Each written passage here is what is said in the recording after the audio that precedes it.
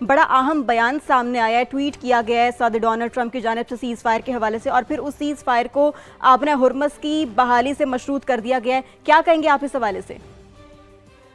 बहुत बहुत शुक्रिया मुझे बुलाने के लिए। देखें, पहले तो मेरी नज़र में अब ये बयानात अहम नहीं रहे, ना आवाम के लिए, इनकी अपनी आवाम के लिए अहम रहे हैं, ना दुनिया के लिए अहम रहे हैं, क्योंकि बार बार ये आके 5 दफ़ा ये जंग जीत चुके हैं।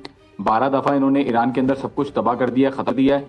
और ये जो है वो इनको आयतुल्ला बनाने की भी ऑफर आ गई है यहाँ पे, और इनको स्ट्रेट ऑफ हॉर्मुज़ भी हैंड ओवर करने की ऑफर आ गई है। तो ट्रम्प साहब की जो बातें यहाँ पे फॉरेन ऑफिस से अगर अब कोई कंफर्म भी करता है तो लोग सिर्फ हंसते हैं। अब इसका अब इन कंफर्मेशन देने का कोई फायदा भी, लोकल जर्नलिस्ट जो है उनको कोई फायदा भी नहीं हो रहा कंफर्मेशन देने का, क्योंकि अब एक ही बार मतलब बार बार झूठ को किस तरीके से रद्द किया जाए। तो वो सिचुएशन आपके सामने है कि जो भी वो कह रहे हैं ऐसा ओरिजिनली है नहीं, और ईरानियों को ये कंसिडर किया जाता है, ये लगता है कि ये सिर्फ अपनी आवाम को मनाने के लिए या ऑयल प्राइसेस कंट्रोल करने के लिए ऐसी बातें करते हैं, जबकि रियलिटी का इससे कोई ताल्लुक नहीं है।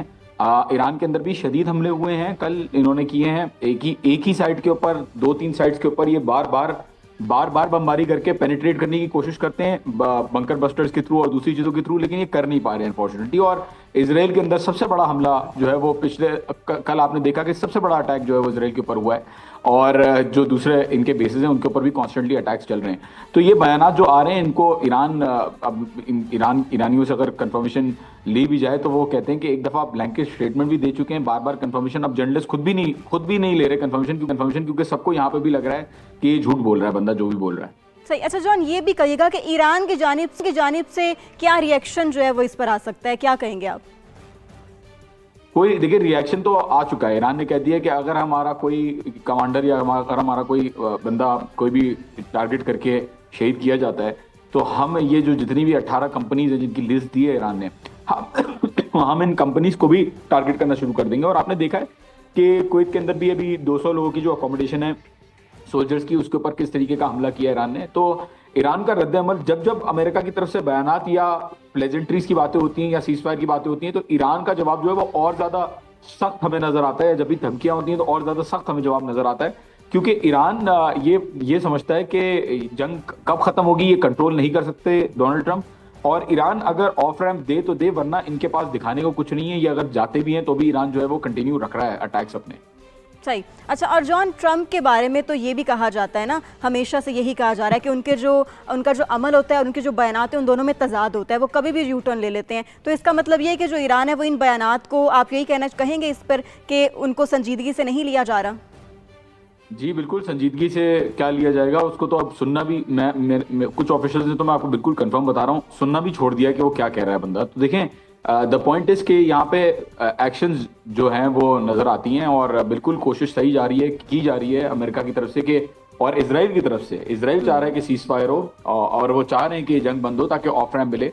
लेकिन ईरानी जो है इस बात पे मुकर्रर हैं और कायम है कि अगर जब तक कोई प्रैक्टिकल स्टेप नहीं होता, फॉर एग्जांपल ये बेसिस नहीं छोड़ते अपने, तब तक इस चीज को हम लोग जो है वो आगे नहीं बढ़ाएंगे, इस सिलसिले को।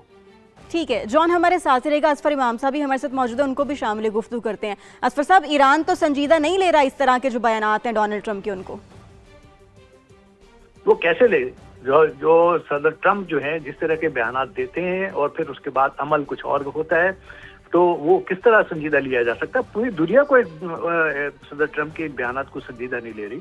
रोजाना सहाफियों से दरमियान तो जब बातचीत का मौका मिलता है तो इनसे बहस व मुबाहिसा हो रहा होता है सहाफियों से, तो वो ये जो हमेशा इस तरह की, लेकिन बहरहाल ये इनकी डेस्परेशन है, जो किसी तरह से जंग से इन्होंने निकलना है, लेकिन साथ साथ ये तासुर भी देना है कि शायद ये बालदस्त होकर निकल रहे हैं वहां से, जंग को में कामयाबी हासिल करके निकल रहे हैं। ये देखिए, इनके लिए बहुत मुश्किल है कि शिकस्त का दाग लेकर वहां से निकले।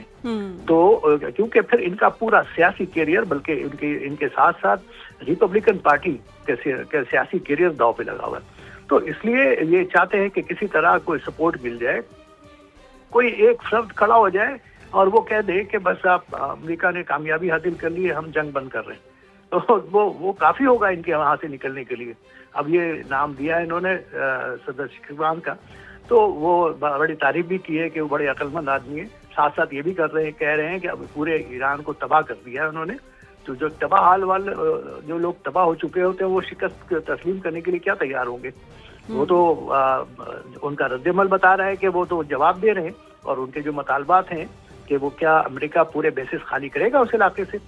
क्या सदर ट्रंप इस बात का जवाब देने के लिए तैयार नहीं होते? आज ये कौम से खिताब फरमाएंगे और इसमें भी यही ऐलान करेंगे कि हमने जंग में कामयाबी हासिल कर ली है, अपने मकासद हासिल कर लिए, रिजीम चेंज कर लिया है। तो बाकी जो ये कह रहे हैं कि ये जो आपने हुर्मुज़ है ये खुल जाएगी, कैसे खुल जाएगी?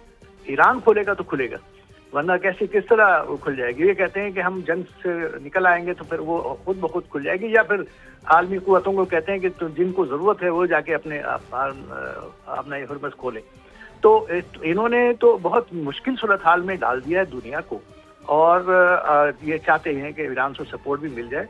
तो बहुत ही जिल्लत आमेज सूरत हाल है खुद अमेरिका के लिए। मैं अमेरिका वाशिंगटन डीसी में बैठा हूँ और इसके बिल्कुल बिल्कुल ऐसा ही असफर, जो डोनाल्ड ट्रंप हैं वो जंग से निकलना भी चाहते हैं लेकिन फेस सेविंग भी चाहते हैं। बहुत शुक्रिया, आपने अपना वक्त दिया, और जॉन हुसैन भी हमारे साथ मौजूद थे, आपने भी समय को अपना वक्त दिया, आपका बेहद शुक्रिया।